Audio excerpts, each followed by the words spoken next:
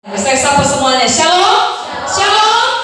Baik, sungguh bersyukur kita malam hari ini karena Tuhan masih memberi kesempatan kepada kita ibadah bersama, khusus kaum muda, termasuk pendetanya masih kaum muda ya. Walaupun umur sudah tua, tapi semangatnya muda. Malam hari ini tema kita adalah Tuhan memperhatikan hidupku dan hidupmu. Kita ucapkan bersama-sama, Tuhan memperhatikan hidupku dan hidupmu. Pakai gerakan dong, 1, 2, 3. Tuhan memperhatikan hidupku dan hidupmu. Baik, kalau kita melihat firman Tuhan yang baru saja kita baca, ternyata semua hal yang kita lakukan, semua yang kita katakan, tidak ada satupun yang tidak diketahui oleh Tuhan. Amin. Semua diketahui oleh Tuhan. Kita lakukan yang baik, kita lakukan yang tidak baik, kita katakan yang baik, kita katakan yang tidak baik, selalu diketahui oleh Tuhan. Tidak ada yang tersembunyi. Meskipun mungkin pendeta tidak tahu, keluarga kita tidak tahu, orang-orang di sekitar kita tidak tahu, apapun yang kita lakukan nampak di matanya Tuhan. Tidak ada yang tersembunyi. Karena jangan coba-coba bersembunyi di belakang layar. Oh, Tuhan tidak tahu, ini nggak apa-apa. Tuhan tahu. Firman ini mengajar kita bahwa setiap kita mesti berhati-hati dalam hidup ini. Jangan sembarangan, jangan hidup seenaknya, karena semua dipantau oleh Tuhan. Baik tidaknya perilaku kita tetap dalam pantauannya Tuhan. Tidak ada satu orang pun yang tersembunyi dari pantauannya Tuhan. Makanya hati-hati dalam hidup. Nah, sekarang mari kita lihat di Alkitab ini. Karena Tuhan selalu memantau hidup semua orang di dunia ini, ada keuntungan bagi orang-orang yang hidup takut akan Dia. Katakan amin. Amin. Coba buka di Mazmur pasal 33. Mazmur 33 ayat 18 sampai 19. Mazmur 33 ayat 18 sampai 19. Kita baca bersama-sama, 1, 2, 3. Sesungguhnya mata Tuhan tertuju kepada mereka yang takut akan Dia, kepada mereka yang berharap akan kasih setianya, untuk melepaskan jiwa mereka daripada maut dan memelihara hidup mereka pada masa kelaparan. Ternyata walaupun Tuhan melihat, memantau semua apa yang dilakukan oleh umat manusia, tapi bagi orang-orang yang takut akan Tuhan, dia peroleh keuntungan. Mengapa? Lihatnya semuanya, tapi matanya tertuju kepada yang takut akan Dia.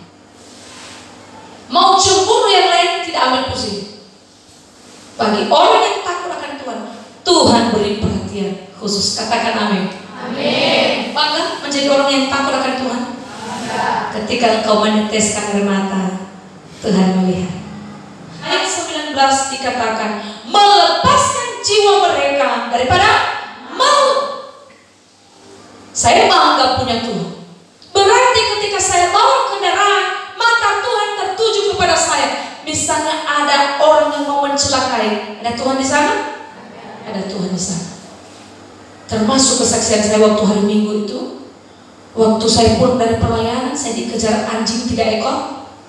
Saya bangga takut sebenarnya, tapi saya kembali katakan, saya ini hamba-Mu Tuhan. Dan akhirnya istirahat gerak, 3 ekor anjing yang sedang mengejar. Ada Tuhan di sana? Ada Tuhan di sana. Melepaskan jiwa mereka daripada maut. Makanya belajar takut akan Tuhan. Ada hal-hal yang berusaha untuk mencelakaimu, ada Tuhan di sana. Dia berjuang untuk melepaskan.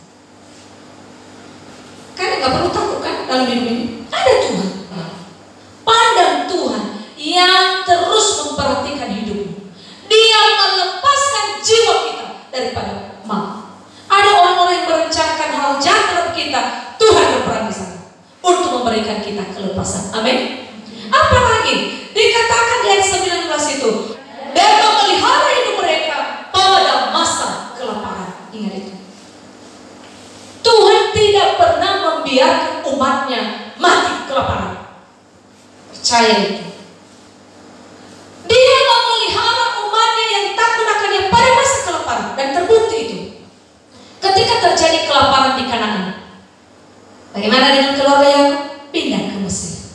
Siapa yang menolong mereka di Mesir? Ada Yusuf, betul? Selalu ada jalan. Ketika Elia pada saat itu sedang kesulitan bahan makanan karena terjadi kelaparan di Israel, ada Tuhan yang menolong? Ada. Dia pakai apa?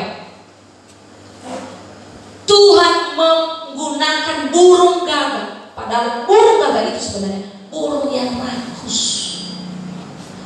Burung yang rakus ini, burung gagak, itulah yang dipakai oleh Tuhan untuk mengantarkan makanan untuk Elia. Artinya Tuhan tidak membiarkan kita kekurangan. Amin. Kalau situasi kita sekarang, kita melihat dalam keluarga kita banyak kekurangan di sana sini, takut akan Tuhan dan imani Tuhan, matamu pasti tertuju kepada kami yang sedang kekurangan ini, dan Engkau tidak akan membiarkan kami, Engkau akan memberikan kami hidup berkelimpahan. Amin. Pegang janji Tuhan. Ada Tuhan yang terus memperhatikan hidup kita.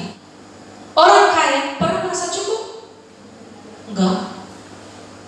Coba lihat orang-orang kaya di mana ya? Di pesisir itu.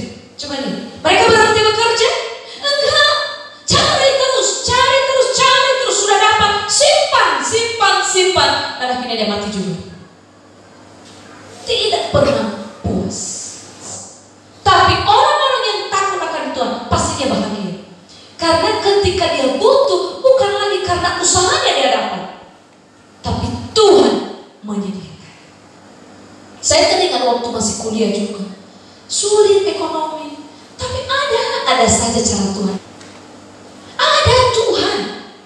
Tuhan tidak akan membiarkan kita kekurangan satupun yang baik. Kita buka sebentar Mazmur 34 ayat 11. Saya sangat mengimani firman ini pasti terjadi dalam kehidupan orang-orang yang takut akan Tuhan. Mazmur 34 ayat 11. 1, 2, 3. Singa-singa muda merana kelaparan, tetapi orang-orang yang mencari Tuhan tidak kekurangan sesuatu pun yang baik. Ingat itu. Tidak kekurangan sesuatu pun yang baik. Bukan hanya soal makanan dan minuman, berarti termasuk dong pakaiannya, termasuk dong kesehatan. Tuhan peduli, tapi ingat, takut akan Tuhan. Cari Tuhan. Lihat tadi, orang-orang yang menanti-nantikan kasih setia Tuhan, berarti dia mencari Tuhan. Dia menanti-nantikan pertolongan Tuhan. Dia beri waktunya untuk berdoa. Dia beri waktunya untuk ibadah. Dan jangan malas ibadah. Mata Tuhan tertuju kepada orang-orang yang takut akan Dia. Mari kita lihat lagi Mazmur 34 ayat 16. Mazmur 34 ayat 16. Kita baca bersama-sama. 1, 2, 3. Mata Tuhan tertuju kepada orang-orang benar, dan telinganya kepada teriak mereka minta tolong. Mata Tuhan tertuju kepada orang-orang benar, dan bukan hanya matanya saja, telinganya juga mendengar teriakan mereka minta tolong.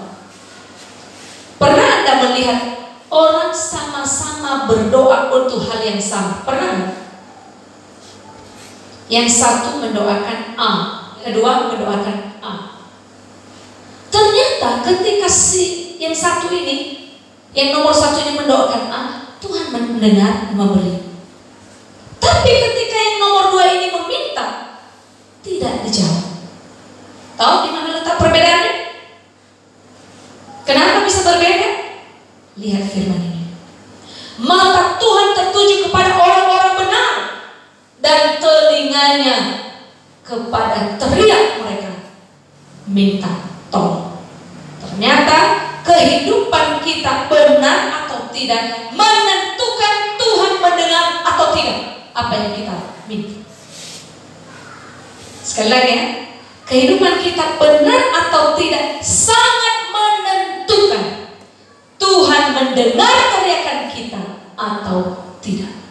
Ada orang yang sampai nangis-nangis, cungkil balik dia berdoa, tapi Tuhan tidak mendengar. Mengapa? Hidup dia tidak benar. Karena ketika hidup kita tidak benar, apa kata Yesaya? Bukan karena kurang panjang tangan Tuhan untuk memberi pertolongan, dan bukan karena kurang tajam telinganya untuk mendengar, tapi yang menjadi penghalang apa? Dosa. Kita buka sebentar. Yesaya. Bukan kitabnya.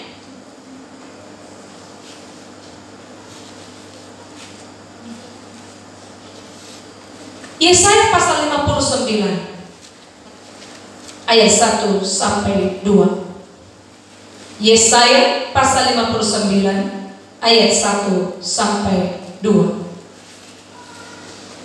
Kita baca bersama-sama 1, 2, 3. Sesungguhnya tangan Tuhan tidak kurang panjang untuk menyelamatkan, dan pendengarannya tidak kurang tajam untuk mendengar. Tetapi yang merupakan pemisah antara kamu dan Allahmu ialah segala kejahatanmu, dan yang membuat dia menyembunyikan diri terhadap kamu sehingga ia tidak mendengar ialah segala dosa.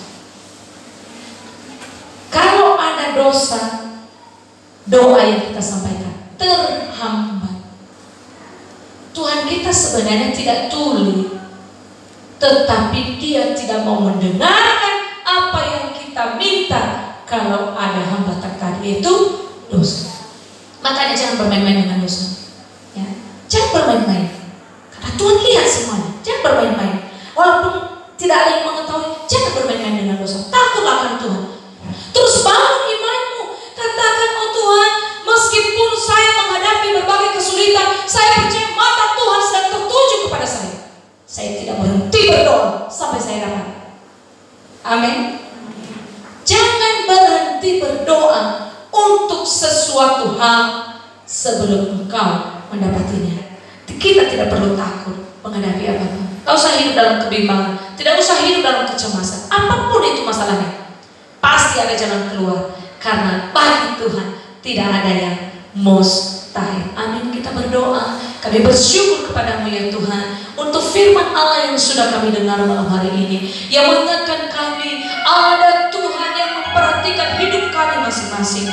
Kami tidak perlu takut menghadapi berbagai keadaan yang sedang kami alami, karena kami percaya tidak ada sesuatu pun yang terlewatkan dari pemantauan Tuhan. Ajar kami semakin sungguh-sungguh takut akan Engkau.